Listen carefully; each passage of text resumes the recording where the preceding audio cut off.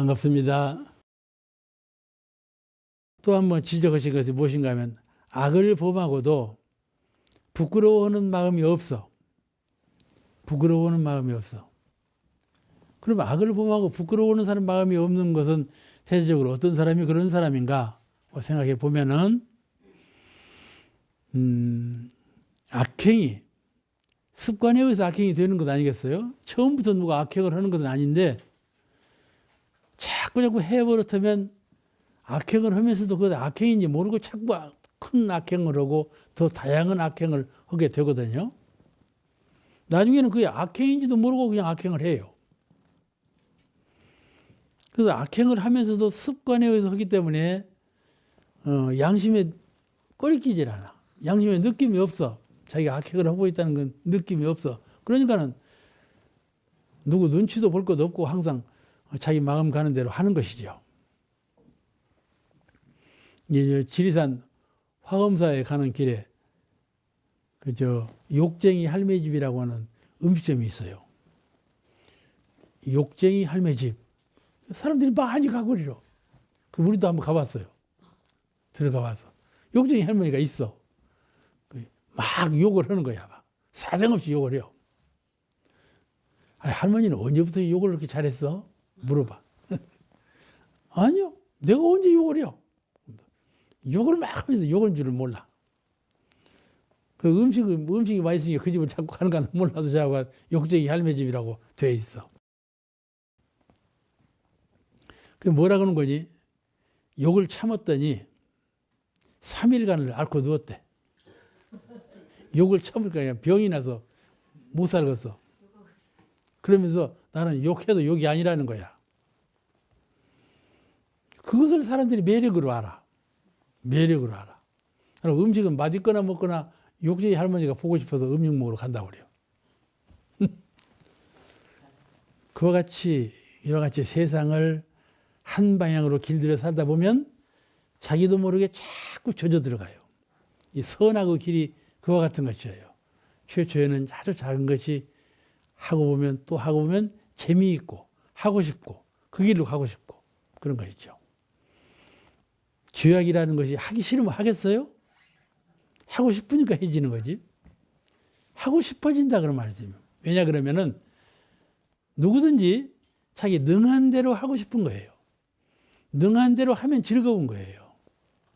그러니까 그 길로 자꾸 가는 것이죠. 그러지 않겠어요? 어부나 포수를 보세요. 고기 잡는 어부. 또 총을 들고 수렵을 하는 포수. 어부가 고기를 잡을 때 무슨 자비심이 있겠어요? 측은한 마음도 없어요. 죽으려고 팔딱팔딱 뛰어봤어요. 아, 이놈 살았네. 죽으려고 팔딱팔딱 뛰는데 아, 이놈 살았네. 아주 경이적으로 좋아하죠. 그래 놓고 그 산 놈을 그냥 배를 금방 따갖고 그 배 안에서 회를 쳐서 먹거든. 그러니 어부 마음에 고기 잡는 것이 하나도 양심의 가르침이 없어. 수렵하는 사람 어쩌가지고 수렵으로 총을 쏘면 어쩌든지 한 마리라도 더 잡으려고. 어쩌든지 한 마리라도 더 잡으려고. 더 잡으면 막 박수를 치고 좋아하고. 이러니 그 마음에 무슨 꺼리끼는 양심이 있겠어요? 그런데 아무런 가책이 없죠. 그러니까 이런 것들은 인과를 불신하는 거예요. 인과를 불신을 해요. 인과에 대해서 적극적인 관심이 없어. 그래도 인과를 매우 경시해. 별것 아니다. 별것 아니다. 이렇게 보는 거예요. 인과를 불신하거나 경시하는 그런 데에서 이런 것이 오는 것이죠. 나무를 그냥 망치로 딱 때리다 봐. 나무가 푹 들어가요. 그러죠? 망치 자국에 푹 들어가. 사람은요, 손으로 이마를 쾅 찧어봐요. 멍들기가 문제가 아니라 폭 솟아나와. 알밤이 솟아나와. 반응이 있어. 그죠? 반응이 있어요. 물건은 반응이 없어요. 근데 사람은 생명이기 때문에, 생각하는 물건이기 때문에 반응이 나와요. 그러니까 역반응이 나오는 것이죠. 역반응이 나와. 이걸 잘 생각해야 돼요. 그래서 성현의 말씀이 계실 때 성현의 말씀에 대해서 역반응을 일으켜, 못난 것들은. 그죠? 못난 것들은 성현께서 인과의 진리를 말씀했습니다. 부처님께서는 짓는 대로 받는다고 그러시고 예수님은 심는 대로 거둔다고 그러시고 다 인과를 말씀하셨는데 역반응을 일으켜 가지고 인과가 별것이야 이런 생각을 가져. 그것이 중생심이에요. 중생심.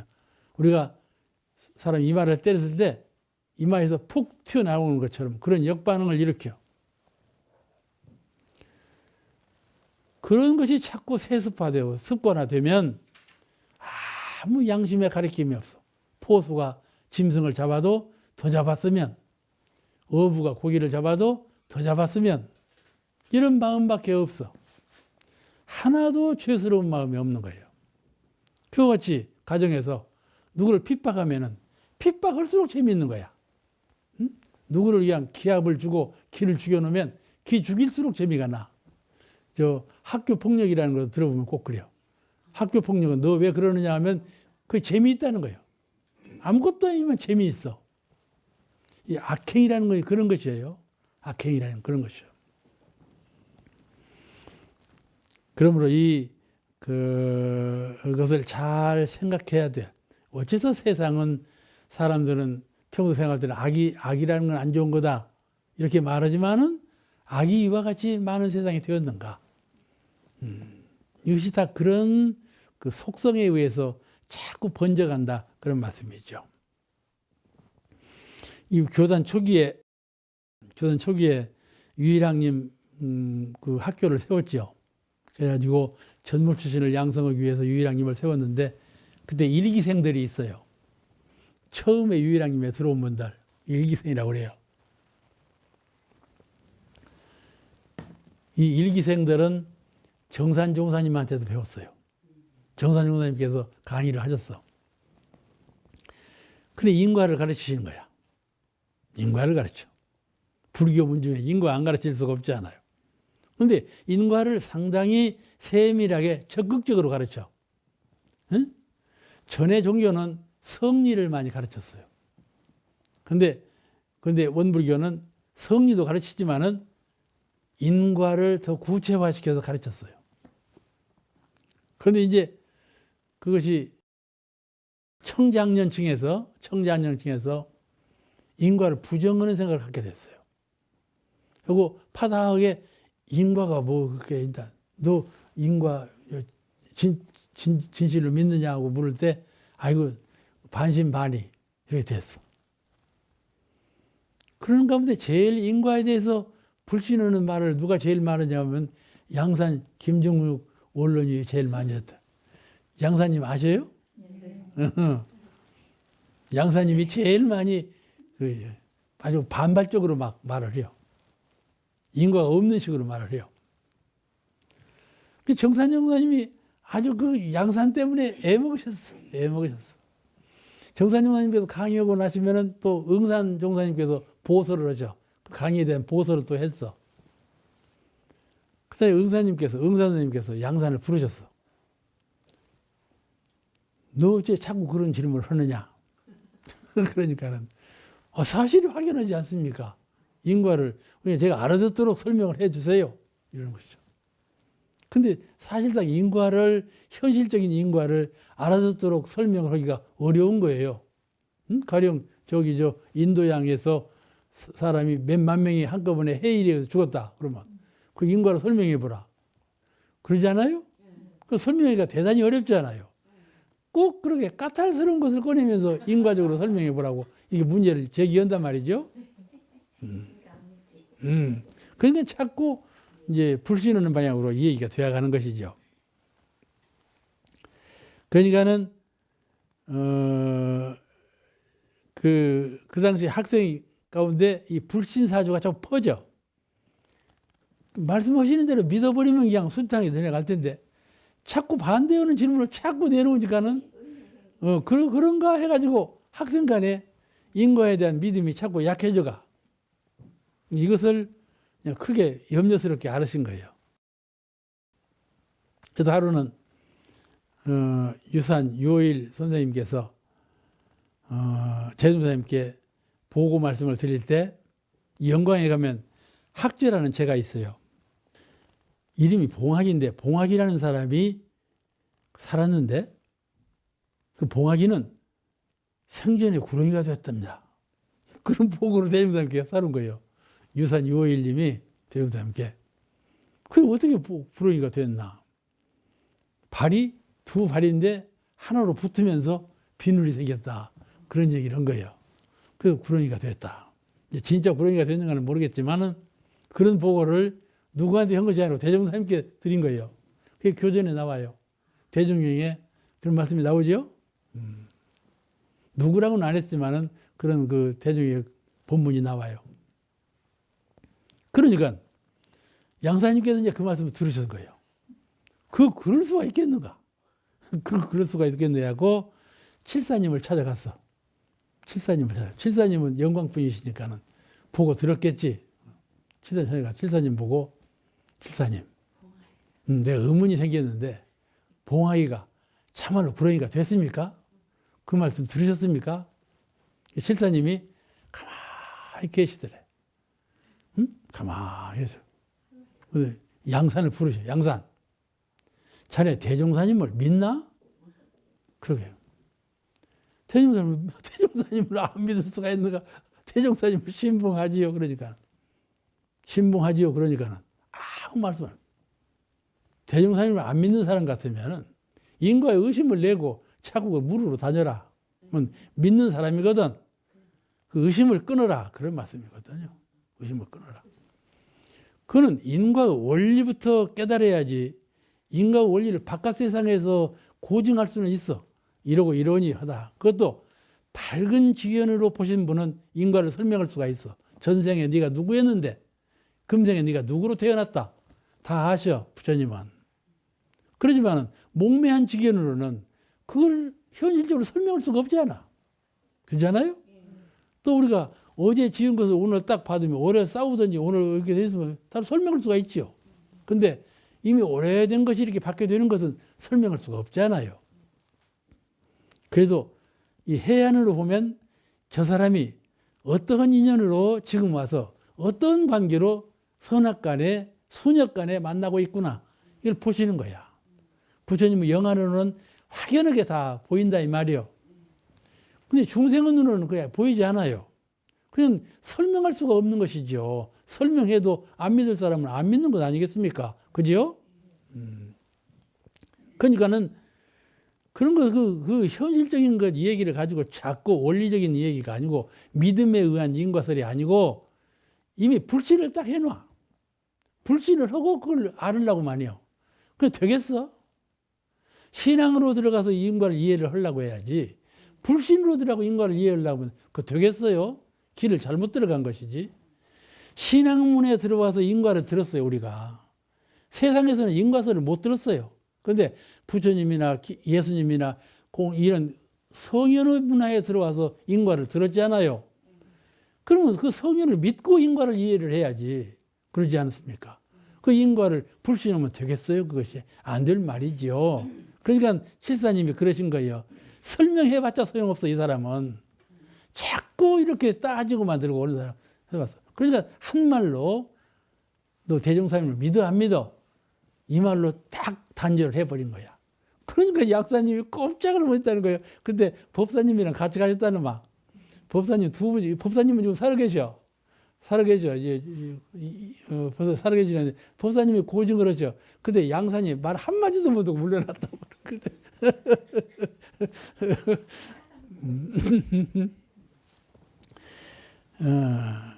그와 같이 인과라는 것은 그 원리성으로 깨달아야 하고 마음으로부터 깨달아야 돼.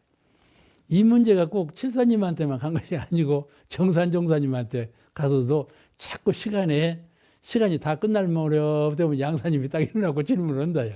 그러니까 정산 종사님께서도 그걸 고통으로 앓으셨어. 그래서 나중에 양산을 부르셨어. 부르셔가지고 자네가 한 3일간 삼매, 입정삼매, 선의 삼매경에 들어가 본 일이 있는가? 이렇게 묻었다. 자네가 한 3일간 삼매경에 들어가 본 일이 있는가? 이런 삼매경에 들어가지 못한 이 성품의 근본자리, 죄와 고가 없고 선과 악이 나누어지지 아니한 본래 자리에 딱 저신덕을 스미지 못한 분은 말을 거리가 없는 거예요. 거기에 시와 비를 붙일 수가 없는 거예요. 성령께서 그 자리를 보시고 오신 말씀을 보지도 않은 사람이 그냥 이렇게 이론으로만 따져가지고 부정하면 쓰겠어요. 그것이 안 될 말이지. 그죠? 삼세라는 것은 인과라는 것은 삼세에 의해서 되는 거라. 과거, 현재, 미래로 이 시간적인 공간적인 삼세에 걸쳐서 되는 것인데 우리는 우리 지견으로는 삼세를 몰라요. 과거에 어찌해서 금생의 길이 되고 금생에 어찌해서 후생에 어찌 된다는 삼세인과를 몰라 우리는. 그는 견성오도하신 수양을 많이 해서 아무것도 가림이 없고 그런 맑고 밝은 그런 정신의 세계에서 이걸 투득하신 것이지 그냥 이 무슨 현실적인 문제 가지고 짜맞춘 것이 아니란 말이에요. 그러니까 사람들은 인과는 성령께서 중생으로 하여금 죄짓지 못하도록 방편으로 하신 것이다. 이리 한단 말이에요. 에? 죄를 짓지 못하도록 인과서를 내놔가지고 이 방편으로 한 거다. 이렇게 하라. 왜냐하면 본래 자리는 아무것도 없는데 이렇게 방편을 했다. 이렇게 한단 말이에요. 그래서 이러한 그 잘못된 견해에 의해서 인과를 불신하는 일이 있죠. 그런데 오늘 하신 말씀이 이 인과를 불신하거나 경시하는 사람은 아까 처음에 말씀한 대로 제도하기 어려운 사람에 속한다. 그런 말씀이에요. 그 다음 39장을 해설해 드리겠습니다. 39장 공부하시겠습니다. 대중의 규칙을 어기는 것은 그 단체를 파괴하고 대중의 뜻을 무시하는 것은 하늘 뜻을 어기는 것이 된다. 그런 말씀이에요. 대체 단체는 질서와 단합과 발전, 그것으로 단체가 유지되죠. 근데 이 단체라는 것은 반드시 효율적인 통솔이 있어야 그 단체가 오래 지탱이 되지요. 근데 그 효율적인 통솔을 하려면은 규칙이 있어야 되지 않겠어요? 근데 그 규칙을 자기 마음대로, 자기 뜻에 맞지 않거나, 자기 취하고자 하는 방향에 어긋지거나 그런다고 해서 그걸 실행에 옮기지 아니하고 그걸 배척하고 이런다면 그 단체를 떠나버리면 될 것이지 단체 안에 들어와 가지고 그렇게 한단 말이에요. 그러면 그 단체를 파괴하는 것이 된다. 그런 말씀이세요. 그럴 수가 퍽 많아요. 단체 안에 몸담고 있으면서 자기를 인정해 주지 않아. 또 자기의 어떤 그 좁쌀만한 그 소견하고 뜻이 맞지 않아. 이럴 때가 퍽 많아요. 왜냐하면 이 법이라 하는 것은 누구나에게 다 맞출 수가 없어요. 법이라 하는 것은. 그렇기 때문에 자기하고 개인적으로 안 맞을 수가 있죠. 근데 그것을 꼭 법이 잘못된 것처럼 단체가 잘못된 것처럼 반항을 하고 항거를 하고 이의제기를 하고 불신을 하고 이렇게 되면 그 단체를 파괴하는 것이 된다는 말씀이죠. 단체를 파괴하는 것이 돼요. 이 점을 우리가 잘 알아야 할 것 같아요. 단체를 통솔이라는 말은 단합하게 하고 발전을 시키게 하고 저 순서, 질서를 갖게 하고 이러는데 하기 위해서 그 규약을 만들고 통솔을 하게 되는데 이게 반기를 든단 말이에요. 반기를 들어. 요즘 세상은 인터넷이 발전해가지고 얼마든지 반기를 들고 일어나죠. 그러니까는 세상이 이렇게 발전해 갈수록 이런 문제를 다루는데 아주 심각성이 있어요. 심각하게 문제가 되는 경우가 있어요. 그냥 근본적으로 이런 문제가 완화가 돼야지 이런 문제가 자꾸 득세를 하게 되면 세상이 시끄러워지고 단체가 유지를 못하게 되죠. 그 이제 이 규칙을 위반하게 되면 단체 안에 소속되어 있으면서 그 단체의 규칙을 위반하게 되면 질서, 단합, 발전이 정체하게 되잖아요. 그래서 나라에는 헌법이 있죠. 이 사회단체에도 다 단체 규정이 있고 국가 간에도 국제법이 있고 다 그러지 않아요? 이것은 각 단체 간의 또 단체의 그 구성원 간의 공존 공영, 서로 공존 공영하기 위해서 그런 규정을 만들어 놓은 것인데 그걸 어기치면은 공존 공영이 안 되지 않겠어요? 이거를 주의하도록 가르친 건데 우리 회상에서도 이런 일이 있을 수가 있지요. 제가 그 운전면허를 처음에 땄어요. 부산에 있을 때. 그래가지고 면허 따고는 얼마 안 있어서 양산에서 무슨 청운회 행사가 있어서 그 청운회 행사가 교구장으로서 가야 되기 때문에 가야 되는데 그때 마침 운전을 배운 때라 내가 운전하고 갈란다. 그래서 옆에서 고속도로는 나가면 안 된다고. 걱정 마라. 내가 고속도로를 운전하고 나갔단 말이야. 나가더니 별것이 아니요. 별것이 아니요. 근데 그때 가면서 보니까 교통순경이 그냥 두렵더라고. 교통순경 없는가부터 보여줘. 내가 운전 잘하는가는 모르고 교통순경 있나 없나. 그 내가 잘못하는 것을 안고 가기 때문에 그런 거야. 교통순경이 제일 먼저 눈에 띄어. 그렇지만은 지금 내가 이제 운전이 23년간 했으니까 숙달 했지 않아. 지금 교통순경 같이 아름다운 사람이 없어. 내가 뭔가 죄의식이 있으면 결함이 있으면 그 사람 같이 무서운 사람이 없는데 그렇잖아. 법이 꼭 그런 거예요. 법이라는 것은 서로 이렇게 질서를 유지하고 조화를 이루고 서로 발전을 하도록 만들어진 건데 내가 잘못하면 그것이 걸썩거려. 지도자도 그래요. 지도자도 이렇게 통솔을 요구하는 건데 지도자가 어떻게 한 사람만 한 편만 잘 들고 할 수 있겠어요? 공정하게 하려면은 자기한테 손해 끼치는 일이 있단 말이에요. 있을 때. 그런데 그 손해만 생각하고 자꾸 불협화음을 일으키면 되겠는가 말이죠. 그 단체가 잘 안 되는 것이죠. 그럴 수가 허다히 많아요. 단체 생활 속에서는. 이 종교단체는 더 많아요. 종교단체는 동서남북이 없이 왔거든. 그렇지 않아요? 동서남북이 없이 왔어요. 그래서 제가 말을 할 때 그래도 내 말은 표준말이라고 해요. 그래도 방송을 듣는 분들은 조정중 사투리 쓴다 그러거든. 그런데 나는 생각할 때 중앙정부에 살았기 때문에 나서부터 여기 살았기 때문에 여기는 팔도강산에서 다 오셔 사람들이. 하고 배운 말이 표준어예요. 나는 표준어라고 자신하는데 서울 사람들은 나보고 방언 쓴다고 그런단 말이에요. 그러죠? 내가 무슨 말을 다 그런 말 했는가는 몰라서 차관 이 지도자라는 것, 지도자에 대해서 지도자라는 것은 전체를 하기 때문에 그런 나의 입장에서 해본다면은 결함사항으로 볼 수도 있고 이렇게 그 시비를 논할 수가 있는데 그런 것에 국집해서 전체 자리를 잊어버리고 근원을 잊어버리고 해서는 안 된다. 그런 말씀인 것 같아요. 그래서 대중 가운데에서는 개인적인 주장과 특권을 행사하면 반드시 끝에는 아주 비참하게 돼요. 대중과 어울려 살 때에는 대중과 호흡을 같이 하고 대중을 위해서 대중과 호흡을 같이 하는 그래서 공약수를 찾아가야죠.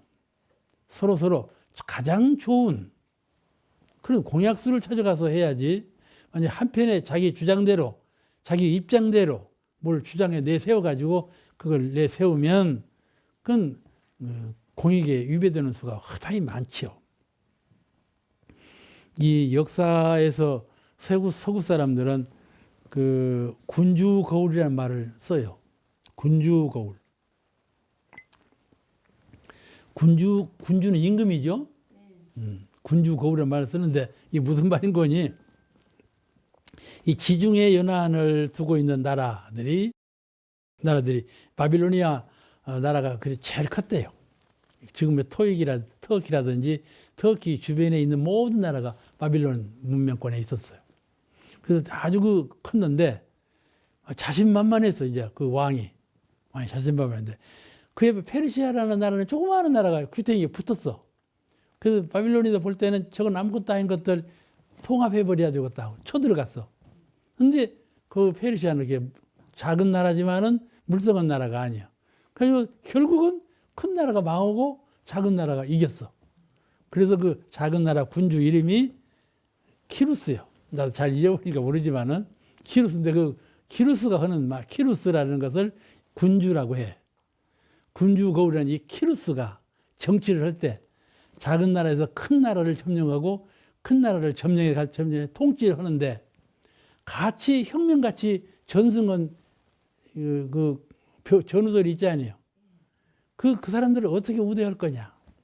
또 자기 앞장서서 미리 죽은 희생자가 있잖아. 그런다면 어떻게 할 거냐. 이런 문제. 또는 이제 국민들을 어떻게 다스릴 거냐. 이런 문제. 큰 나라를 어떻게 할 거냐. 이런 문제를 매우 지혜롭게 다스렸다.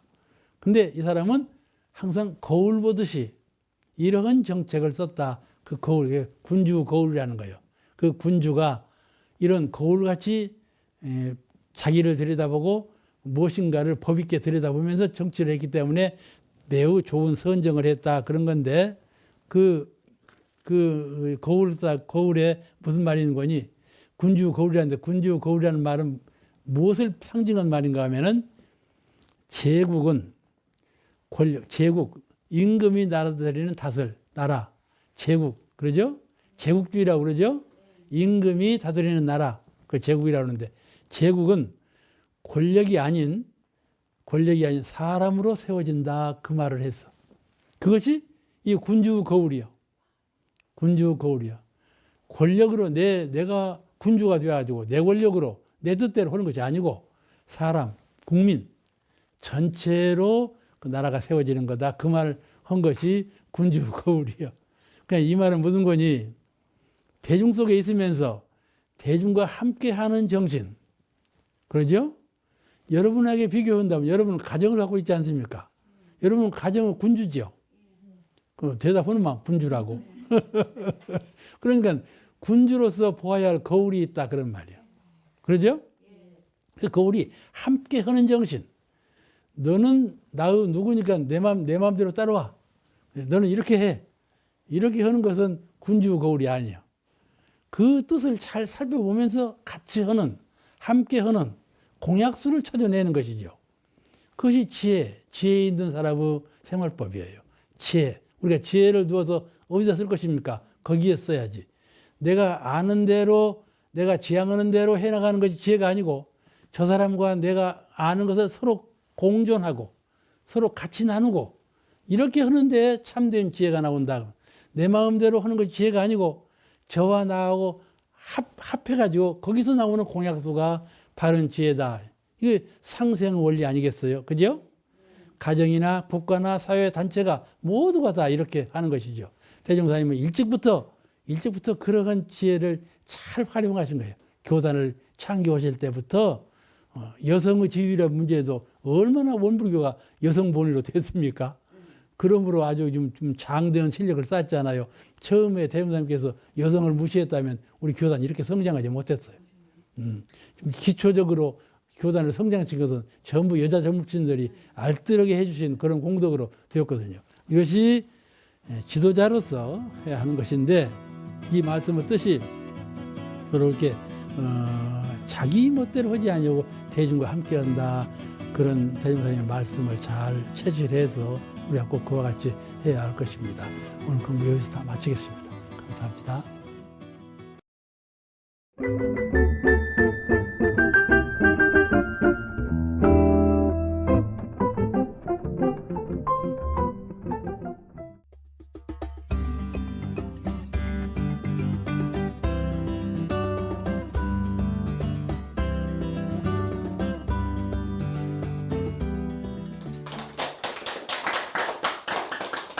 네, 반갑습니다.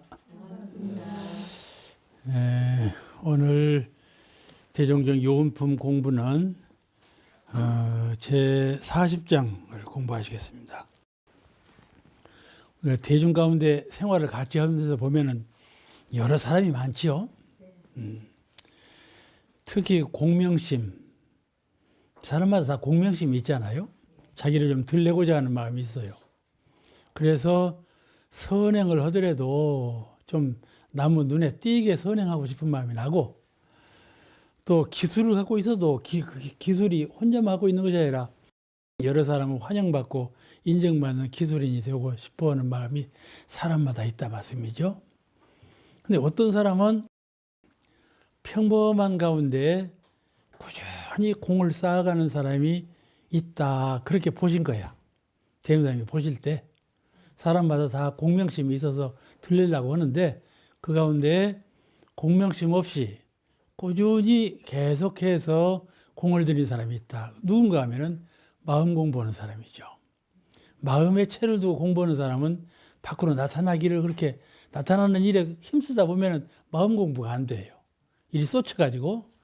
그러니까 그래서 오래오래 공을 들이는 사람은 그 사람이 오히려 시간이 지날수록 큰 성공을 보나니라, 그렇게 말씀하셨어요. 이 말씀은 꼭 출가 전무신한테 하신 말씀 같지만은 실은 그렇지 않아요. 제가도 다 이와 똑같아요.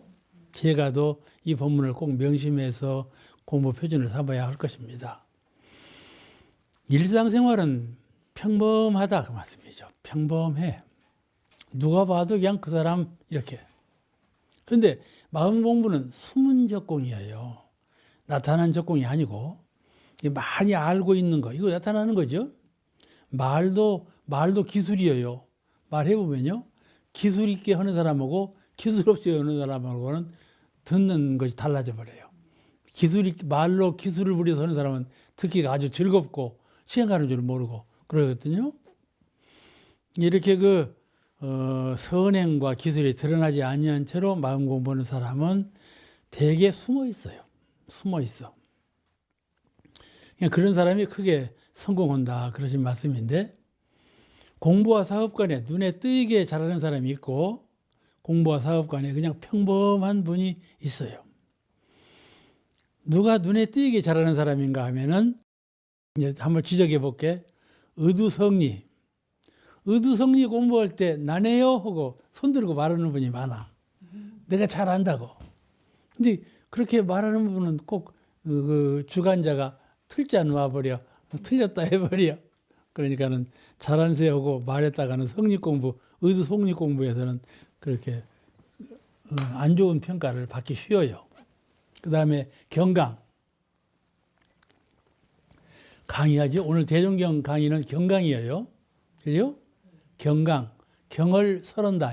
대종사님께서 설하신 경을 이렇게 해설을 한단 말이에요. 이걸 경강이라고 그래요. 경강. 오늘 우리가 공부하는 건 경강이에요. 또 경강. 회화. 예, 10인 1단으로 회화를 하시죠? 회화가 중요합니다. 왜 중요한가 하면은 공부한 것을, 내가 공부해서 익힌 것을 묻고 대답하는 시간이에요.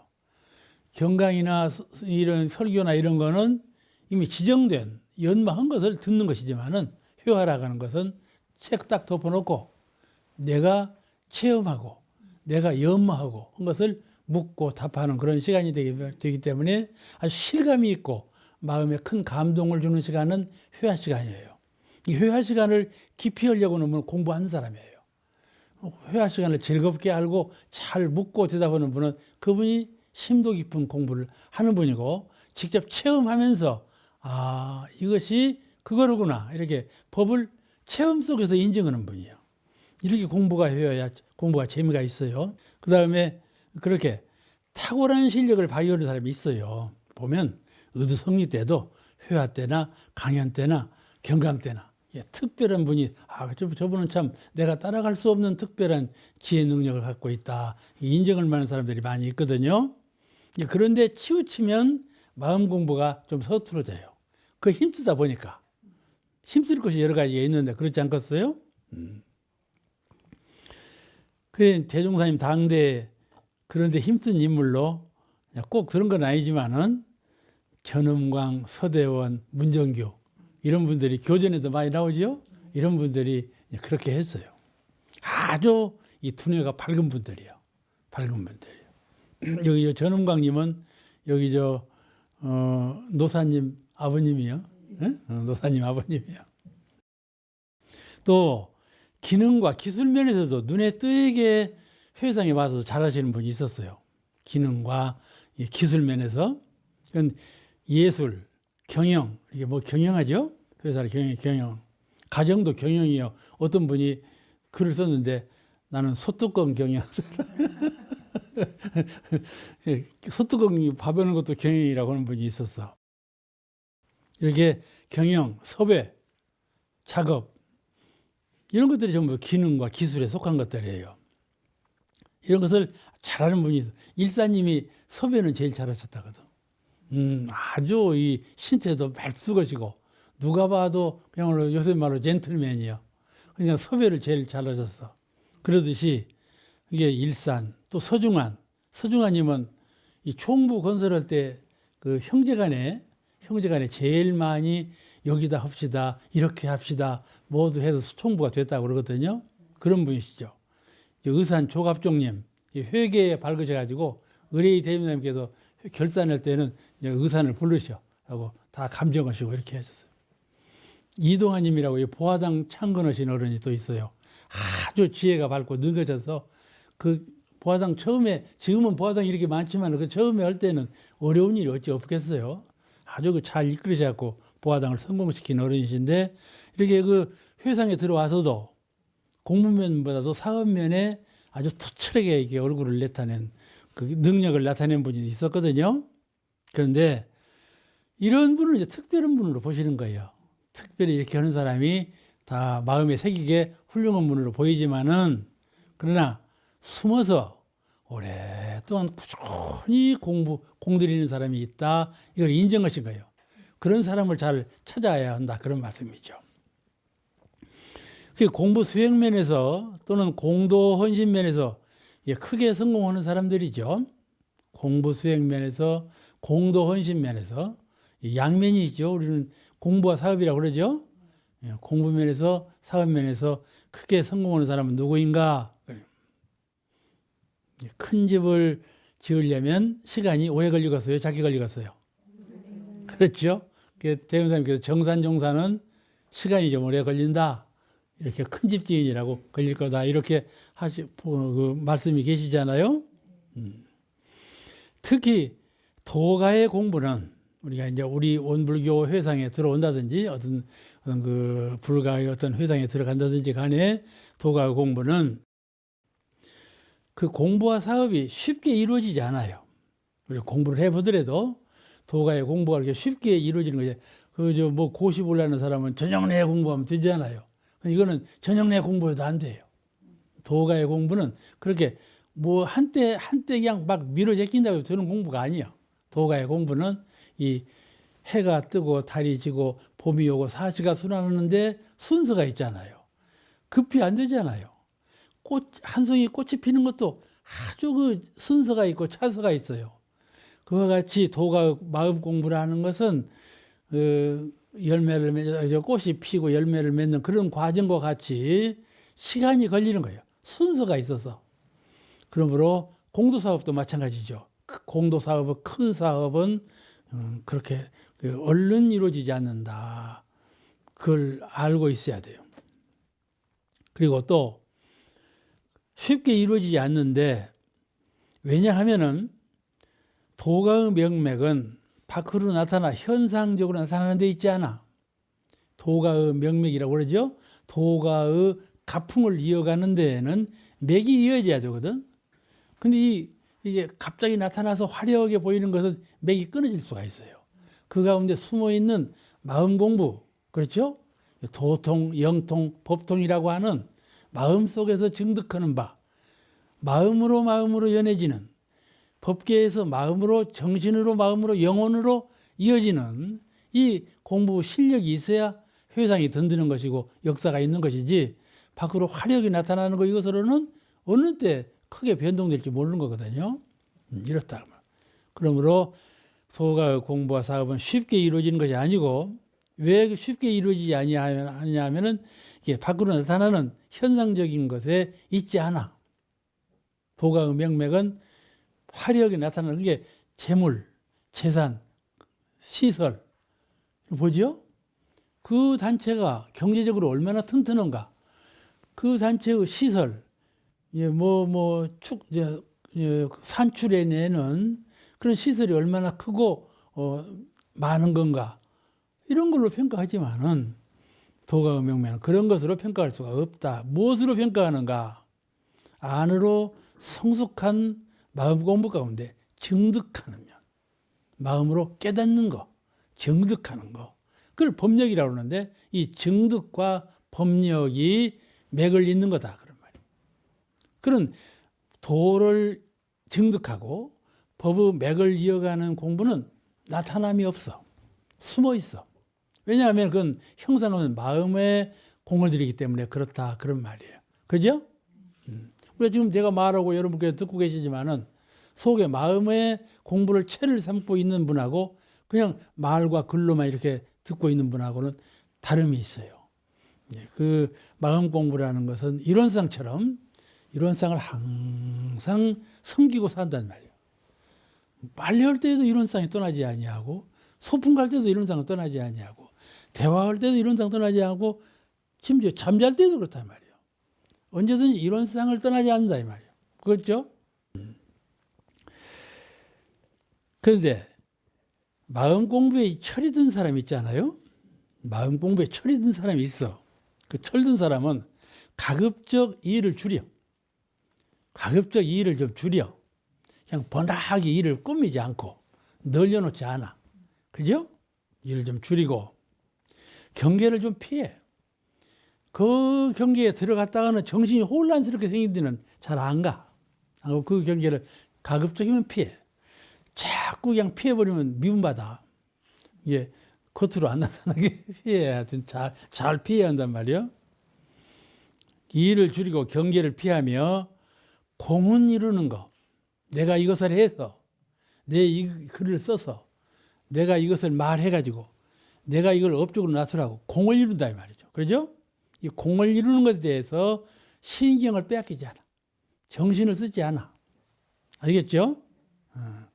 그래야 안으로 마음을 공부할 수가 있다. 그것에 그냥 정신이 빠지면 마음 공부가 잘 안 돼. 여러분도 잘 아시겠지만 정신이라 하는 것은 한 생각 그 자리에 있어요. 이 생각하면 이 생각을 없애버리는 거예요. 그러니까 그 마음 공부라는 거 이 대중을 잘 잡고 해야 돼요. 이게 그냥 건성건성 대충대충 하면 절대로 마음 공부 되지 않아요. 그런 공부는 실패해요. 정득함이 없어요.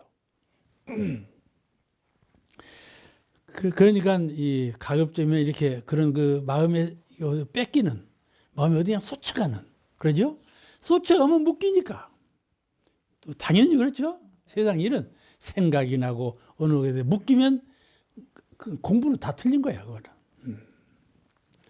그래서 대종경 수행품 6장에 큰 발심이 있는 사람은 작은 욕심을 내지 말라.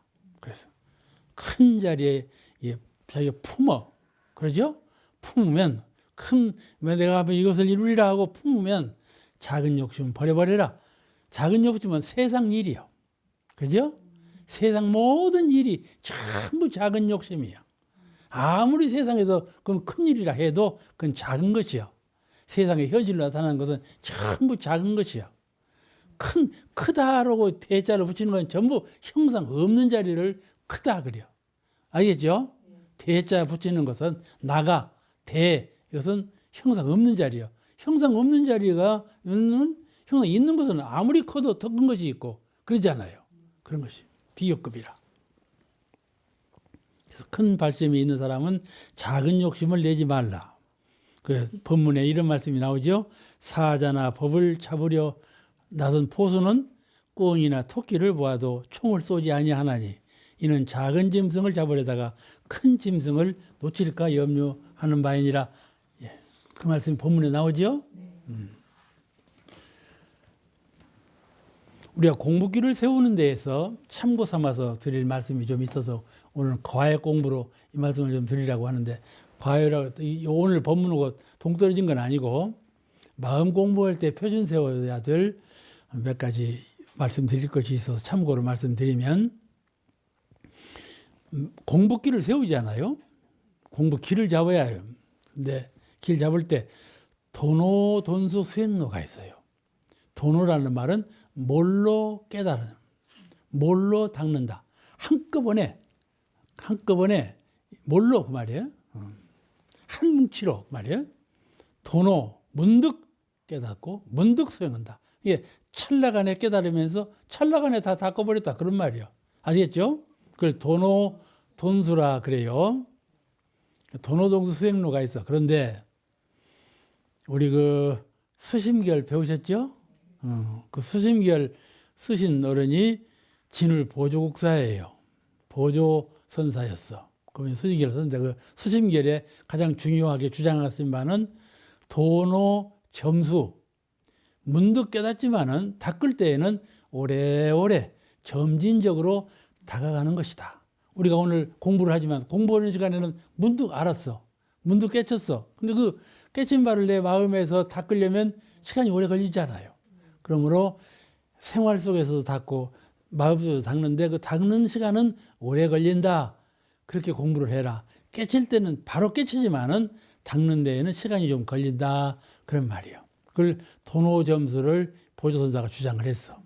그런데 우리 불교의 성철 스님이 계셨잖아. 성철 스님은 그냥 보조국사를 때려쳐버렸어요. 육조대사의 본의를 못 받던 분이다. 그럼 육조대사의 본의가 뭐냐? 육조대사는 다 아시죠?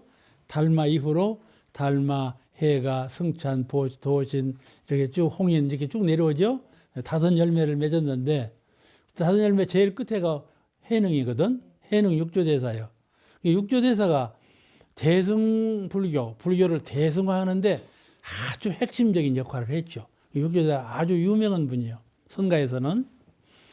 이제 그 육조대사를 많이 이제 예를 들어 섬기면서 육조의 근본 뜻을 잘 전수하는 건 도노돈수인데 이 보조선사가 잘못 전달했다. 육조선사의 본의를 잘못 알았다.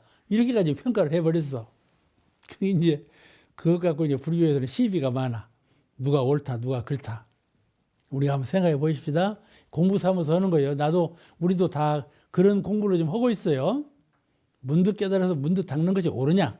문득 깨닫고 오래오래 닦아가는 것이 옳으냐 하는 것은 다 여기 도노돈수, 도노점수, 점오점수 이렇게 여러 가지 공부길이 있어요. 그런 공부길을 잘 찾아봐서 하는데 도노점수문이 제일 우리에게 맞는 공부길이에요.